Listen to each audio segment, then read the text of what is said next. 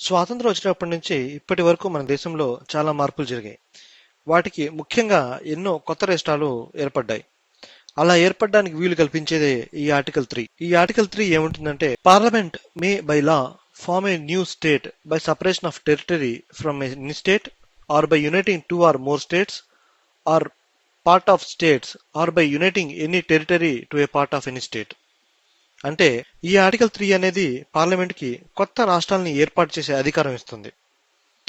ఇలా ఎన్ని రకాలుగా చేయొచ్చు అంటే, ఒక రాష్ట్రం నుంచి ఒక ప్రాంతాన్ని విడగొట్టి ఆ ప్రాంతాన్ని కొత్త రాష్ట్రంగా చేయొచ్చు, లేదా రెండు రాష్ట్రాలని కలిపి ఒక కొత్త రాష్ట్రంగా చేయొచ్చు, లేదా రెండు రాష్ట్రాలని వేరువేరు ప్రాంతాలని తీసుకొని వాటిని ఒక కొత్త రాష్ట్రంగా చేయొచ్చు, లేదా ఒక ప్రాంతాన్ని ఒక రాష్ట్రాన్ని కలిపి ఒక కొత్త రాష్ట్రంగా చేయొచ్చు, లేదా ఒక కేంద్రపాలిత ప్రాంతాన్ని ఒక రాష్ట్రంతో కలిపి ఒక కొత్త రాష్ట్రంగా చేయొచ్చు. అంతేకాకుండా ఈ ఆర్టికల్ ప్రకారం కేంద్రం రాష్ట్రం యొక్క ఏరియాని పెంచొచ్చు, తగ్గించొచ్చు, దాని సరిహద్దులు మార్చొచ్చు, వాటి పేరుని కూడా మార్చొచ్చు. దీన్ని బట్టి మనకేం అర్థం అవుతుందంటే, కేంద్రం దలుచుకుంటే రాష్ట్రాలని ఎలాగైనా మార్చొచ్చు. దానికి ఆ పూర్తి అధికారం ఉంది. ఈ విషయంలో రాజ్యాంగం 2 కండిషన్లు పెట్టింది.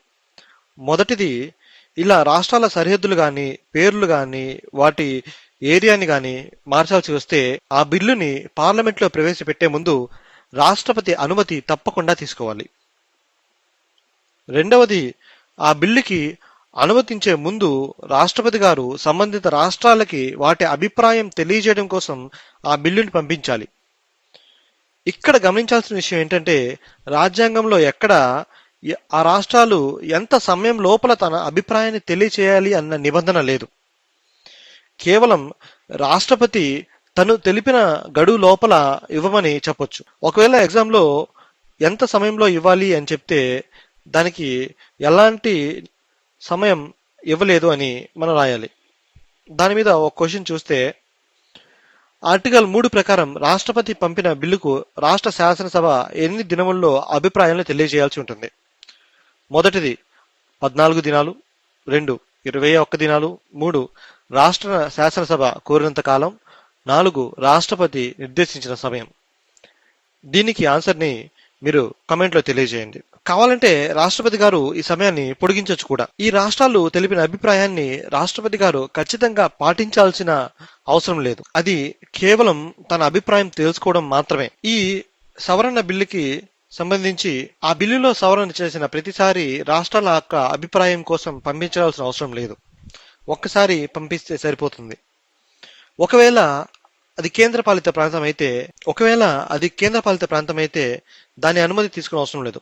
డైరెక్ట్ గా పార్లమెంటే దాన్ని అప్రూవ్ చేయొచ్చు. దీన్ని బట్టి మనకి ఏం అర్థమవుతుందంటే, కేంద్రం తలుచుకుంటే ఒక రాష్ట్రాన్ని పూర్తిగా లేకుండా చేయొచ్చు, కానీ రాష్ట్రాలన్నీ కలిసిన కేంద్రాన్ని ఏం చేయలేవు. ఇదే అమెరికాలో అయితే ఇలా రాష్ట్రం యొక్క సరిహద్దుల్ని, దాని ఏరియాని, పేరుని కూడా మార్చే అధికారం కేంద్రానికి లేదు. ఇక్కడ మనం ఎగ్జామ్ కోసం గుర్తుంచుకోవాల్సిన విషయం ఏంటంటే, ఇలా పునర్వ్యవస్థీకరణ కోసం పెట్టిన బిల్లు ఉభయ సభలు సాధారణ మెజారిటీతో ఆమోదిస్తే సరిపోతుంది.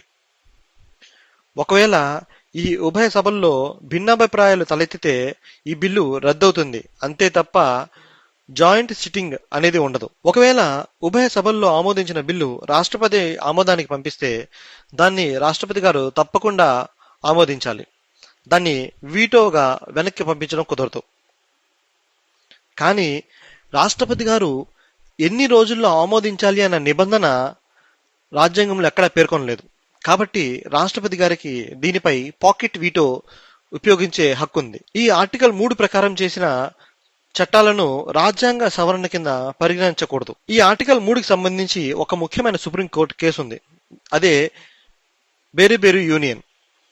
ఈ బెరిబెరు యూనియన్ కేసు వివరాలు ఏంటంటే, బెరిబెరు యూనియన్ అనేది ఇండియా, బంగ్లాదేశ్ మధ్యలో ఉన్న ఒక చిన్న ప్రాంతం. 1958లో అప్పట్లో బంగ్లాదేశ్ పాకిస్తాన్ ఆధీనంలో ఉండేది. అప్పుడు ఇండియా, పాకిస్తాన్ కలిసి ఒక అగ్రిమెంట్ చేసుకున్నాయి. దాని ప్రకారం ఈ బెరిబెరు యూనియన్ అనే స్థలాన్ని పాకిస్తాన్కి ఇచ్చి పక్కనే ఉన్న కూచ్ బిహార్ అనే స్థలాన్ని ఇండియా తీసుకుంది. ఈ ఒప్పందం ఆమోదించడం కోసం ఆర్టికల్ 3 కింద బిల్లును చట్టసభలో ప్రవేశపెట్టాలనుకుంది. కానీ వాటి మీద వివక్షాలు చాలా పెద్ద గొడవ చేశాయి.